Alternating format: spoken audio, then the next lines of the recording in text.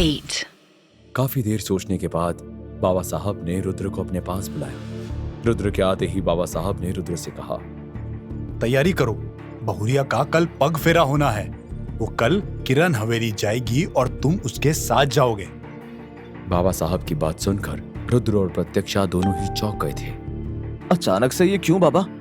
आपने तो कहा था कि हमें वहां से अब कोई लेना देना नहीं। बस हो गया फैसला, तो अब कोई सवाल नहीं। चलो बहुरिया, तुम्हारी इच्छा पूरी करते हैं। अब तुमको सच में जानना था ना कि का तुम्हारे घर वाले ये सब करवा रहे हैं या और कोई, तो चलो अब मालूम कर ही लेते हैं। इतना कहकर बाबा साहब जाने लगे, लेकिन रुद्र ने जाकर उनसे अकेले में कहा, कि क्या कह रहे हैं आप बाबा? क्या आप नहीं जानते कि वो लोग ही केतकी अम्मा की मौत के जिम्मेदार हैं?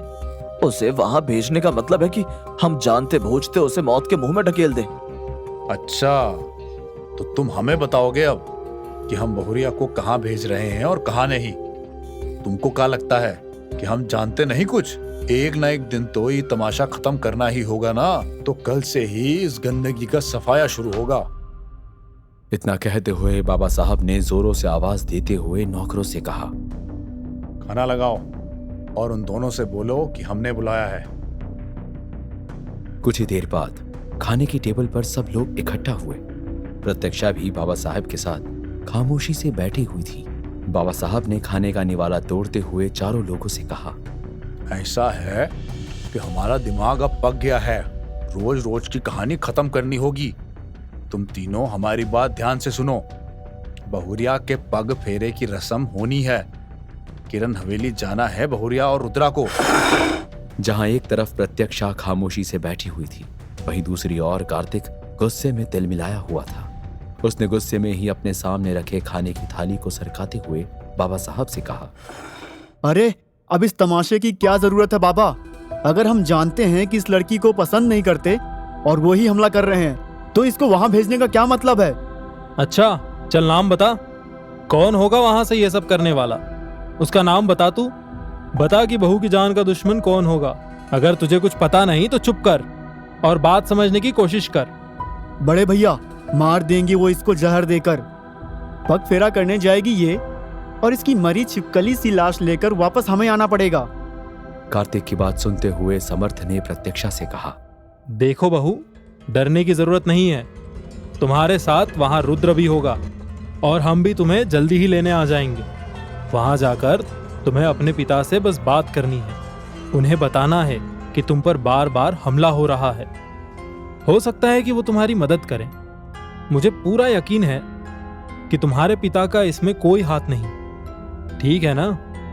और तुम्हें बिल्कुल भी घबराने की जरूरत नहीं है। हम सब हैं तुम्हारे साथ। मैं तो नहीं हूँ साथ। जाओ और खूब पग फेरा खेलो। मैं नहीं हूँ साथ इसमें। इसे मरना है तो अकेले जाए, हम क्यों इसके पीछे जाएं? चुप हो जाओ अब। समर्थ ने कार्तिक को चुप करवाते हुए कहा, क्यों? इसके लोगों की दुश्मनी हम सबको भारी पड़ेगी। इसकी वजह से केतकी अम्मा को अपनी जान से हाथ धोना पड़ा। ना जाने कितने नौकर और मारे गए। उनकी क्या गलती थी? बाबा, मैं आपसे आखिरी बार कह रहा हूँ, मुझे नहीं लगता कि ये सब करने की जरूरत है। किरण हवेली से हमारे रिश्ते खत्म हो चुके हैं। आपको वहां पर नहीं जाना चाहिए और ना ही इसे बचाना चाहिए। अरे चुपचाप यहाँ अच्छे से पड़ी हुई है ये, और हम सब भी सब कुछ संभाल लेते हैं। और एक ना एक दिन वो इंसान भी पकड़ा जाएगा जो ये सब कर रहा है। इसके लिए इसे मौत के कुएं में अकेला क्यों भेजना? और अगर भेजना ही है तो भेजिए इसे ही। मैं नहीं जा रहा कहीं भी। ए प्रधानमंत्री, अपनी चोंच बंद कर ले अब। खाना खा चुपचाप। अरे तुमको पैदा करके ही हमें अपने पापों की सजा मिल गई। कितनी बार कहा है कि अगर कुछ पता ना हुआ करे तो शांत रहा कर। लेकिन रुद्र ने कार्तिक का साथ देते हुए बाबा साहब से कहा, मैं कार्तिक की बात से सहमत हूँ बाबा। मुझे भी यही लगता है कि इसे वहां नहीं जाना चाहिए। हमें वहां के बारे में कुछ ज्यादा नहीं पता है। अगर शांति से प्रत्यक्षा यहाँ जिंदगी गुजार रही है तो क्या जरूरत है वहां जाने की? और ये तो उनके घर में ज्यादा रही भी नहीं है, कभी कभार ही आती थी। इसे कितना ही पता होगा वहां के लोगों के बारे में।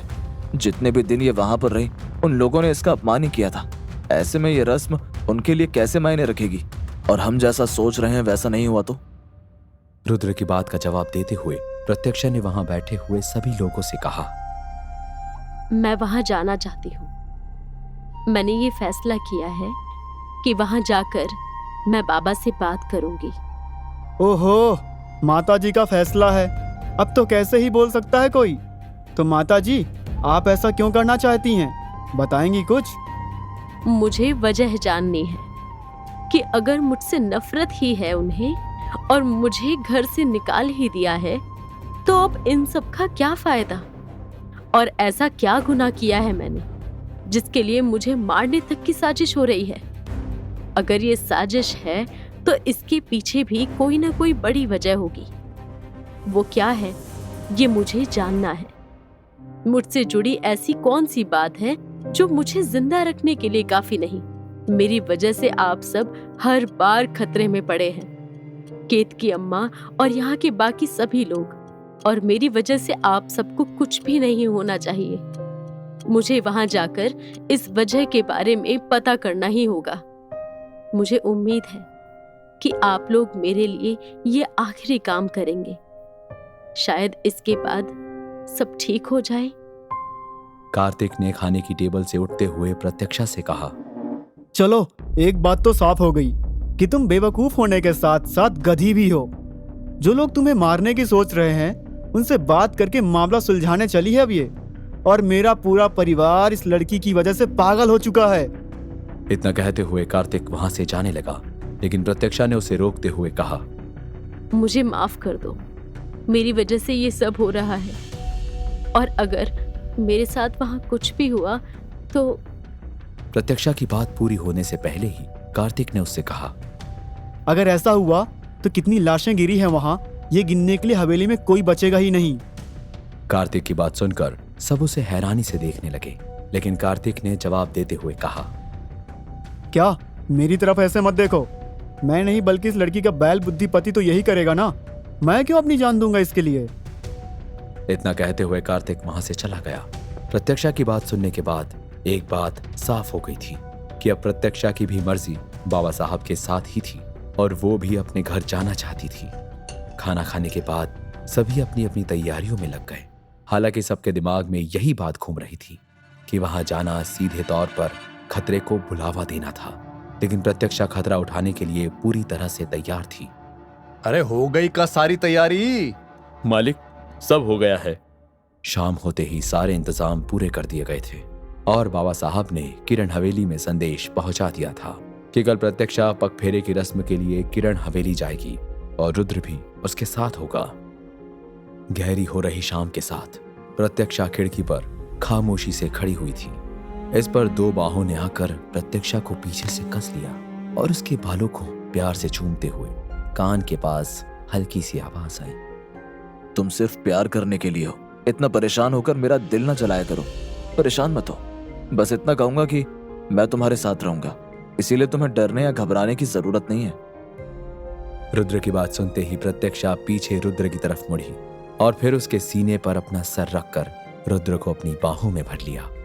हाँ, मुझे घबराहट हो रही है, लेकिन साथ ही ये भी सुकून है कि तुम मेरे साथ होगे।